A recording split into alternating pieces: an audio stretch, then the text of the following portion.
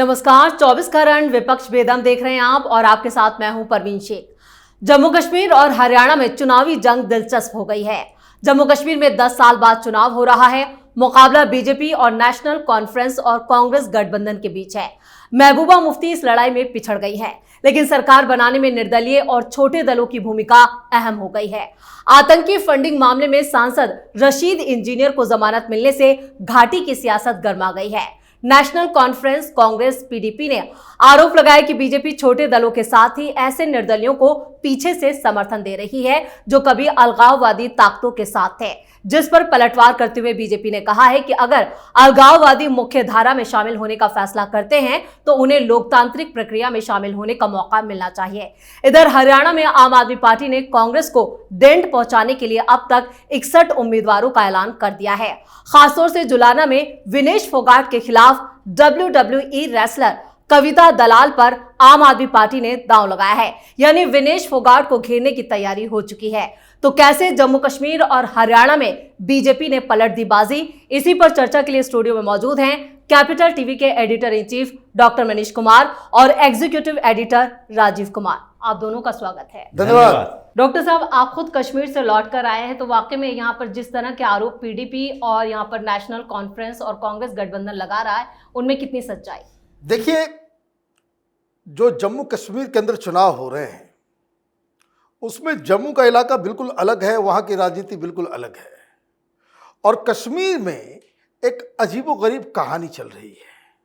कौन किसके साथ है ये कहना बड़ा ही मुश्किल हो गया है, क्योंकि वहाँ कुल मिलाकर के 47 सीटें हैं और वहाँ पे जो अपने आप को मुख्यमंत्री का दावेदार बता रहे हैं वो अपनी सीट जीत पाएंगे नहीं जीत पाएंगे, ये भी एक बड़ा प्रॉब्लम खड़ा हो गया। कारण क्या है, ये कंफ्यूजन क्यों है?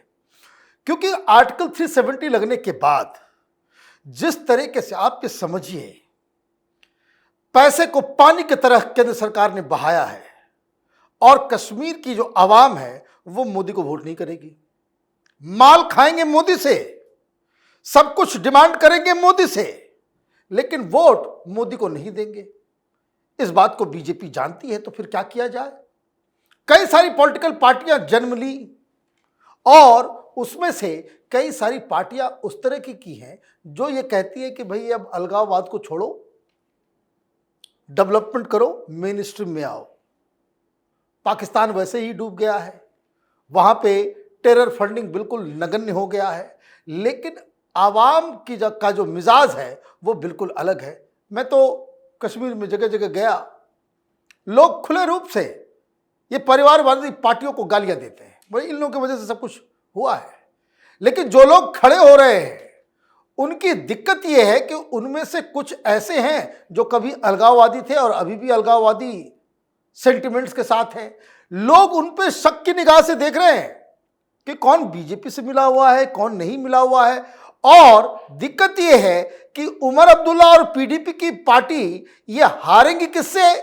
ये हारने वाले हैं वैसे लोगों से जो अलगाववादी विचारधारा को समर्थन करते हैं।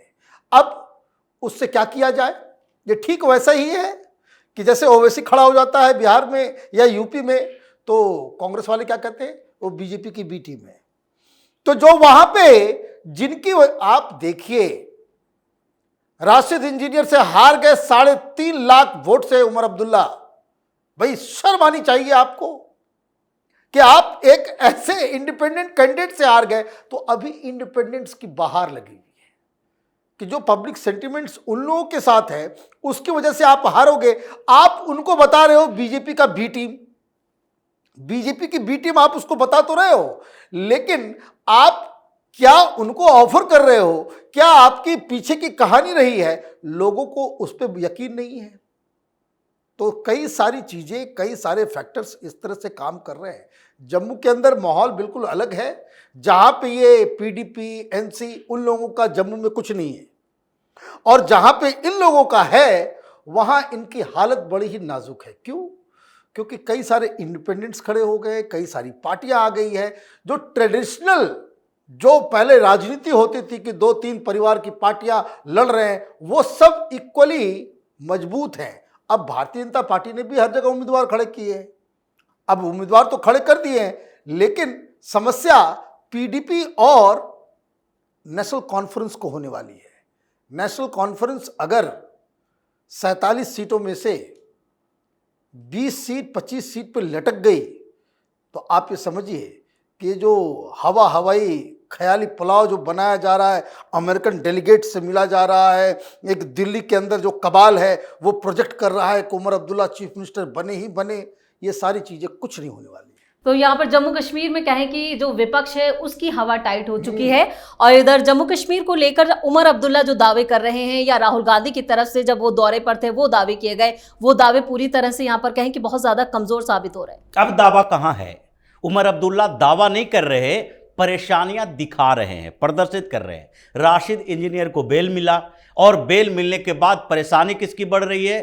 अब्दुल्ला और मुफ्ती की। ये दोनों क्यों परेशान है? करें भारतीय जनता पार्टी से सेटिंग होगी, और राशिद इंजीनियर बाहर आने के बाद तुरंत सबसे ज्यादा आक्रामक होता है किस पर?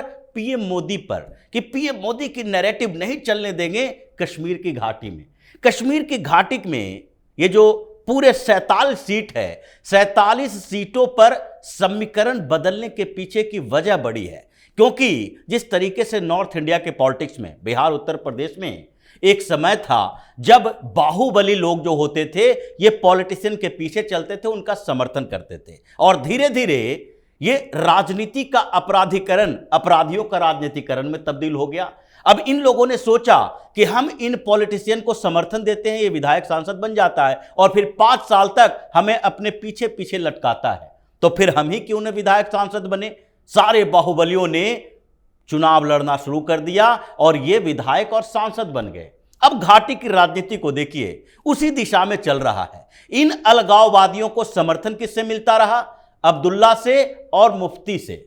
ये दोनों के परिवारों से ही इनको संरक्षण मिलता रहा। ये दोनों अलग अलग नहीं हैं, ये दोनों ही उसी विचारधारा के हैं। राशिद इंजीनियर उसी विचारधारा का है। इन सबका मानना यही है 370 को फिर से इंपोज करेंगे, कश्मीर में कश्मीरियत को जागृत करेंगे, पाकिस्तान के इशारे पर चलेंगे, ये सॉफ्ट तरीके से टेररिज्म को बढ़ावा देंगे, ये जो युवा वहां पर हैं उसको और भड़काएंगे, भारत के खिलाफ भड़काएंगे। ये इनडायरेक्टली यही काम कर रहे हैं। अभी भी आजादी के नारे कश्मीर के अंदर लग रहे हैं, इनके लीडर्स जो हैं वही अपनी रैलियों में ऐसी बातें कर रहे हैं। तो ये सबके बीच कंपटीशन किस बात का है? प्रतिस्पर्धा इसी बात के लिए है कि हम बड़े सेपरेटिस्ट या तुम बड़े सेपरेटिस्ट। अब इन लोगों ने जब सीधे तौर पर राजनीति में आना शुरू कर दिया तो इन परिवारों की, यानी अब्दुल्ला और महबूबा, ये दोनों को लगा अब हमारी परिवार की राजनीति नहीं चलेगी। ये घाटी के क्षेत्र में 44% से ज्यादा बढ़ गए हैं इंडिपेंडेंट और छोटी पार्टियों के कैंडिडेट। अब ऐसे में इन लोगों को दिक्कत तो होने लगी। अब भारतीय जनता पार्टी को टारगेट करने लगी है। इसी तरह से जैसा डॉक्टर साहब ने बताया कि ये सारे लोग कहते हैं ओवैसी को भाजपा की बी टीम, और ओवैसी सबसे ज्यादा भाजपा से नफरत करने वाला नेता।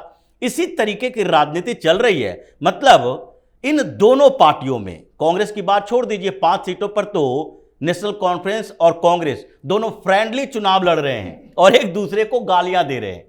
ये नेशनल कॉन्फ्रेंस के खिलाफ बोला है जो पूर्व अध्यक्ष हैं प्रदेश कांग्रेस के, उन्होंने कहा ये अब्दुल्ला परिवार कश्मीरियों का खून चूसता है और उससे जीवित रहता है। अब इससे बड़ी बात क्या हो सकती है? तो इसलिए वहां पर ये 10-15 सीटें सारे पार्टियों को मिलेगी। 10 से 20 सीटों के बीच ये इंडिपेंडेंट आएंगे। यही इनकी समस्या है कि सरकार बनाने की स्थिति हमारी नहीं रहेगी। भारतीय जनता पार्टी चाहे किंग या किंग मेकर की भूमिका में रहेगी। बिल्कुल, समीकरण तो हरियाणा में भी कांग्रेस के बिगड़ते हुए नजर आ रहे हैं। विनेश फोगाट को आम आदमी पार्टी ने घेरने की तैयारी कर ली है, 61 उम्मीदवार मैदान में उतार दिए। देखिए, कल तक तो ये कह रहे थे कि हम साथ साथ हैं। हाँ, कैपिटल टीवी ने शुरू से ही कहा कि गठबंधन नहीं होने वाला है। क्यों? अरे भाई, माल खा के बैठे हुए हो, गठबंधन क्या होगा? खाक। अमेरिका में राहुल गांधी इंडी गठबंधन का डिफिनेशन बता रहे हैं, हाँ? कि देखिए, बीजेपी वाले इंडी गठबंधन कहते हैं, हम लोग तो इंडिया गठबंधन है ना। हम लोगों पे बहुत सारी चीजें जो है वो कॉमन है। भाई, लड़ क्यों रहे हो? अचानक से वहां भाषण दे रहे हो उधर, या जो आपके इंडी गठबंधन, जिस व्यक्ति के रिलीज के लिए, एक भ्रष्टाचारी के रिलीज के लिए जो जीवन भर गांधी परिवार को गाली देता रहा, जिसने कहा कि राहुल गांधी की मां को जेल में डालो और 4 दिन उसको इंटरोगेट करो, अपने आप वो सारे घोटाले का खुलासा हो जाएगा, आप उसके साथ हाथ मिलाए हुए हो। तो क्या होना था? होना कुछ नहीं था, अभी तो खेल शुरुआत हुआ है। अब फोगाट को घेरने के लिए आपने भी एक पहलवान उतार दिया, फर्जी सही। क्या हो रहा है? कहाँ बात चल रही थी भाई 10 दे दो, हमें ये दे दो, हमें वो दे दो, कुछ नहीं हो रहा है। और रही बात आम आदमी पार्टी की, तो आम आदमी पार्टी हरियाणा के अंदर वोट कटुआ पार्टी है। वोट कटुआ पार्टी न जीतेगा ना किसी को हरा पाएगा, ये कहीं पे 1000 कहीं पे 5, नोटा से कम वोट मिलेगा इसको। लेकिन हवाबाजी देखिए, मीडिया ने 5 दिनों तक ये मीटिंग हो रही है, वो मीटिंग, बवाल काट के रखा जैसे कोई बहुत बड़ी पार्टी वहां पे पूरा गेम को बदल देगी। भाई उसका कोई हैसियत नहीं, कुछ औकात ही नहीं है। जिस पार्टी का सर्वोच्च नेता भ्रष्टाचार के आरोप में जेल के अंदर बंद हो, लगातार तारीख पे तारीख बढ़ाई चली जा रही है। अब तो 25 सितंबर हो गया, तो भाई 25 सितंबर तक अब वो तो आने वाला है नहीं, तब वोटिंग हो जाएगा, तब वो आएगा प्रचार करेगा क्या? तो मुझे लगता है ये मीडिया वाले माल खा खा करके ये जो केजरीवाल और उसकी पार्टी को इतना विशाल बनाते हैं। बताइए कहाँ डिस्टर्ब कर रहे हो उसको? राघव चड्डा, ओ बताइए होने वाला है या नहीं होने वाला है? नहीं, बात जारी है। और आम आदमी पार्टी वाले हम लोगों को फोन करके बता रहे हैं कि कुछ नहीं होना है सर, हमने तो इतने पैसे दे दिए हैं। क्या बात है? तो ये जो हरियाणा के अंदर it is going to be a straight fight between BJP and Congress. ये साइड हीरोज हैं, और इसमें भी ये तो साइड हीरो में भी बहुत ही खराब हीरो है, इसका कोई इम्पैक्ट ही नहीं होने वाला है। ये सिर्फ मीडिया में जो कह सकते हैं ना, माल खा करके इसका प्रचार तंत्र जो है वो काम करता है, तो उसको कोई सीरियसली लेता है। Otherwise they are a very non serious player as far as Haryana election is concern. तो आम आदमी पार्टी सिर्फ माहौल बना रही है, लेकिन कांग्रेस के अंदर जिस तरह से अभी तक सिर्फ 42 सीटों पर उम्मीदवार घोषित किए गए हैं, तो क्या अंदरूनी खिचड़ी पक रही है? क्यों नहीं उम्मीदवारों का ऐलान हो रहा है? बाकी का उम्मीदवारों का ऐलान तो हो जाएगा, ये तो जरूरी है, उम्मीदवार बन जाएंगे।